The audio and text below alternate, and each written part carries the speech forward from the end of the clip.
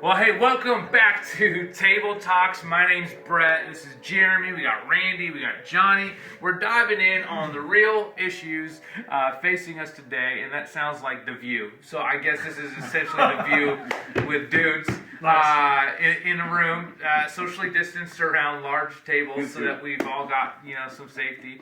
It's The View with the stew, and that's just what's going on. But I gathered us specifically here today. I got this Facebook message a couple weeks ago.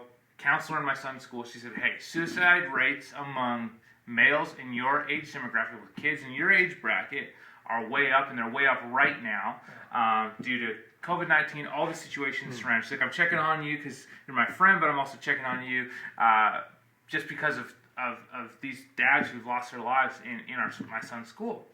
And anyone close to frontline, I'm not suggesting that we're frontline, but I think we're close to frontline depending on certain aspects of what we do, are at even a higher risk. And I mean, when she messaged me, it kind of took a little while for it to sink in. Like, that's pretty close proximity. We live in a suburb of Edmonton, so it's not a big community, 30,000 people. You've already got two dads in a school with a couple hundred kids. That's crazy. That's in our community. There's more lives in my town, Spruce Grove. There's more lives lost to suicide in this season there is to COVID-19. Mm-hmm. Mm-hmm. And so, to be honest, every person at this table is at risk. So I guess maybe my first question is, how you doing? It's raw, it's real. I mean, it's just pretty much as real as it gets. But I mean, I think we're all different personalities, so we all process things different ways, right? We think about things in a different manner. We process emotions in different ways. For example, I'm like super even keel. I tell people I actually have two emotions. I'm excited or frustrated. That's it. There's no in between. That's me. I don't do a lot of I'm not super emotional in that way. I'm passionate, but I think that's different than an emotionally processing person. But even there was a Sunday 2 weeks ago where it was just I call it just a heavy processing day. I think I talked to Jeremy about it. I'm like, listen, I'm not normally this guy. I'm like, I was just processing through all the things. So what's it been like? We're 5 weeks into this thing. No signs of letting up. Just before we're filming this, we're listening to the newest reopening announcements, which at the stage that we listened to didn't actually give us that much information. So I don't know.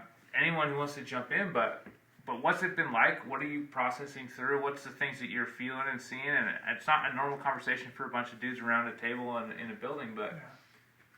Well, I grew up where you don't show emotion, where to hug one another and to tell you that you love it is kind of a weird thing. So the first thing that we try to do as parents is that we're trying to love on our kids as much as possible. But I think having a kid has then made me completely opposite to you. Mm-hmm. I will watch a commercial and cry. Mm-hmm. I will look at certain things and I'll get all verklempt because of it. But I think I'm okay in the sense that my wife has been going through therapy and she's becoming a psychotherapist, whatever.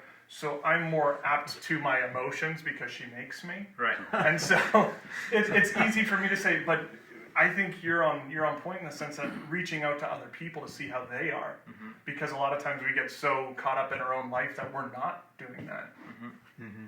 I think for me with my family at home, now the idea that you go to work, your kids' school is at home, all these things, and that's not a bad thing, but when it's a new normal and it's a new season, a new time, I think I'm even noticing with the kids, where if they go to school and not stressful, at least they know they're coming home and that kind of lifts. But it's when you're all the time, when do you find the space and place for emotions to either lift and to, not let them be a kid, but then even as an adult, not let all the stresses of everything get to you, but I am, like Brett said, that pro thing. I'm always thinking about the what ifs and hows and something of everything. And so for me, it's I know when I need to have certain checkpoints and times. I actually just need to not disconnect for the sense of disconnecting from life, but so you don't spiral and you don't get so caught in something. Like, there is a healthy way to say now's a time to take a break and a time to talk to someone. But I mean, the other thing is, you know, as a guy, you don't usually have that many people that you talk to about emotions and those things. So the question, I think, for me is, do you even have one person? Right. Because, you know, you're not going to go talk about it with everyone all the time. But I mean, you know, that's probably what happens at ladies group. I don't know. My wife gets told me, and she tells me, "Oh, we don't tell anyone what we talk about at ladies group." I'm like, "Great, I don't need Sounds to like know Fight that." Club. But you know, for guys, it's kind of like, well, who do I tell? And if I admit that, hey, I'm struggling somewhere somehow, am I going to be seen as weak or a bad person because I'm supposed to have it all together and lead my family through all of this? Rain Man. Yeah, I mean, yes, how am I doing? I think I'm doing pretty good.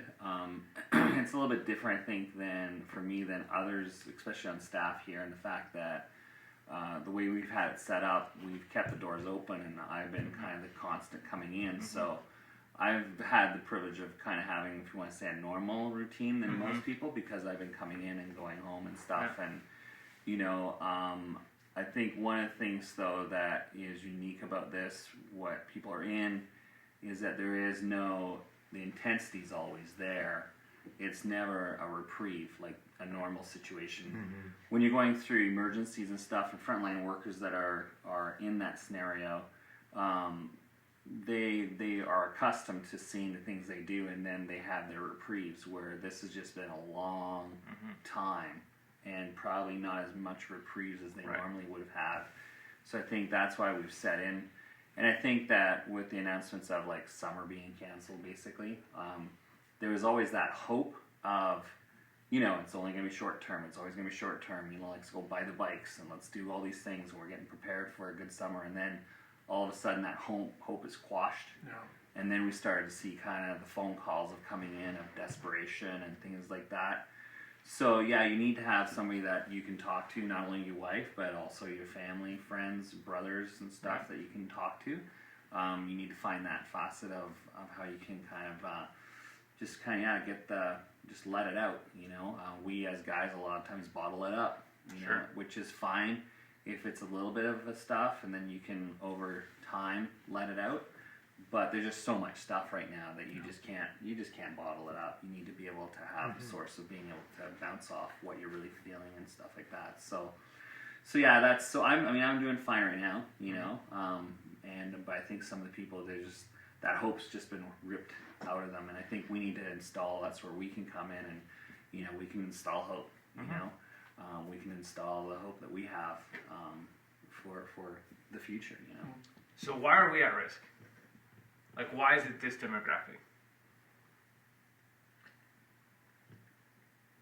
I mean, I think it's safe to say that we're in the place and space of life where I've always heard, like, in business and in a lot of situations in life, like, there's those sowing seasons where in your 20s and stuff, you're kind of trying to figure out what you want to do and what you want to make of life. But then, you know, when you start having kids and you have young kids and you hit your 30s and your 40s, like, you're really pounding the pavement with career and life, because I think as men in that age, probably like 30 to 45, 50, you're trying to make a life for your family. So you carry the weight of that. You carry that on your shoulders. And in a season like this, you wonder, am I going to be able to make it? Can I do it? So when you're doing everything you can and your kids are worried or your family's stressed, or, you know, someone, especially like they lose their job in those prime years where we're supposed to be the example and carry the weight of everything and build a life. Because I've heard a lot of guys say once you hit your mid-50s, you kind of start reaping that harvest and you start moving into you talk about retirement, buy the nice car, the cabin, whatever. But like, we're still in that stage where it's like, that's still a ways off for us, and we're not quite out of the area where kids are little and we still kind of do what we want. Like, you're right in the thick of that stage of life where you're trying to provide a future for them. And when the future seems so uncertain, it's a lot of weight to carry. I wonder if it's got to do with, like, I don't know how you guys feel. I think moms are probably most incredible people on the planet. I agree. Amen. I agree. Because I'm like, agree. listen, like Randy, and most of us, we get to go to work. Yeah. You know, leave the house, do things. You know, I'm generally the one who's running the errands now. You know, doing that sort of stuff. So you're getting out. But just being there, and then being a teacher and doing your own stuff. Lots of moms working at home, lots of moms going to school, you know, and then still trying to do all this stuff in life. And then the place that's supposed to be your, like, reset or your, you know, reprieve is now the front line. Like, they're the front line workers, Yeah. you know? Yeah. I would say one thing that probably, why we're probably in the higher risk area, if you want to say that, is most of us in this stage, we have no safety net. Like, when you're younger, you know, depending on your family background, you have a safety net, you know, that's there to help you kind of, and then, you know, when you're older, hopefully, hey, you've built up a safety net, but we're in that window right now where, you know, there is no real safety net. You're weaving it together right now. We're weaving it together. Now, there is probably a safety net for all of us from, you know, extended family members and stuff that would help out, but typically right now, unless we actually ask for drastic help, our safety net's not there. And then what's happening now is, you know, not only are you supposed to be the safety net for your family, but you have all these things going on. And if that carpet's pulled from underneath you, whether it's a job loss or the intensity of what you're experiencing, and that, you know, that's probably why we're probably on the higher end right now. It's like we're too young to know any better when we're younger. We're old. We have all this knowledge from, you know, life experience, and now we're in the midst of what do we do? You know, and You're accumulating your life experience. Yeah. You're putting the kilometers on. pretty much. Yeah, it's interesting. What do you say? What do you think you're learning? Maybe about yourself, maybe about your relationship, maybe about your kids. Maybe I'm not a good teacher. You know, I think we all learned the value of a good haircut. Teachers should make more money, and also it's really hard to give a good haircut. No, I think we're learning a lot from it, and I think we're going to continue to learn. And then what is it coming out of this? How is it going to make us better? How is it going to make us different? How are we going to grow from this? Because we realize that this can happen. And so what can we do now in the future? So if this happens again, we're ready for it. So that's where I think we're in this learning process, but I mean, knowledge is power. I think one thing I'm taking away from this is, you know, when you take it all together, one lesson is it's the little things that matter, and you're really finding out what's really important. You know, like as a church, we've gone from 135 ministries down to basically 3 things. You know, as a family, you know, it's those little moments with your son, give him a hug. You know, when he comes to the door to give you a hug, and I haven't washed my hands yet. You got to process how you're going to do that, because you think in your mind safety first, wash my hands, but your son wanting to give you a hug and then you don't hug him first, sees that as rejection. Right. So you got to process all those things. So, you know, and you got to navigate through that. But I think what I've learned in this whole process, both in the church world, what we're doing in personal life, it's those little things that matter. And so we got to maybe just recalibrate our lives to the little things matter the most, you know? And so focus on those little things, because if you take care of those little things, the big things will take care of themselves, right? Yeah. Well, okay, so if we had, let's do a rapid fire round. I know that's hard for everybody at this table, but the number one thing you've learned, and the number one thing that you would say to somebody else that's kind of sitting in the exact same spot that you're sitting. We'll give you all a minute to process that. I'll start just because I'm a jerk, and I threw that out there in a rapid fire round. I think the number one thing that I'm learning is that the things that you thought were secure are not as secure as you think they are. And I actually I'm probably maybe the exception to the rule. I get excited by seasons and situations like this because I'm like, wow, what can we do? And I just see the opportunity in it. But I think the thing that I would say to maybe myself or even somebody else in the same situation is like, don't be so anxious to seize the opportunity that you're missing the moment.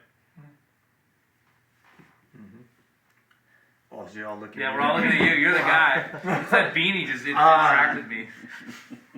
I think, what Randy was saying, I've kind of learned, like, to process what has been essential. Right. For me, for my family. And the other thing, too, is, like, what things can wait. Right. Because in the midst of trying to do everything, when you talk about time with your spouse, time with your kids, doing your job, doing all of those things well, to take care of yourself, sometimes something has to wait so you can actually rest. And so I think what I'd say to someone in this situation is, we all know you want to go the extra mile, do the best for everything, be the best at everything that you do.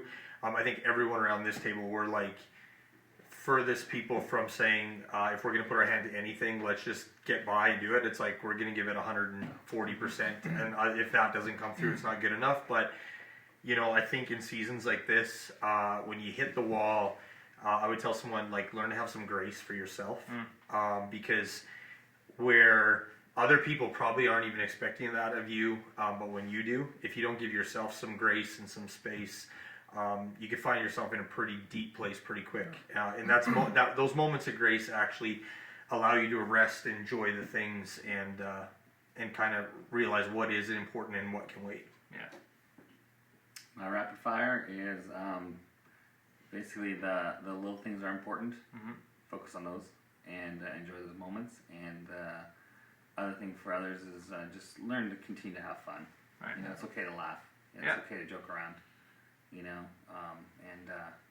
don't lose your sense of humor.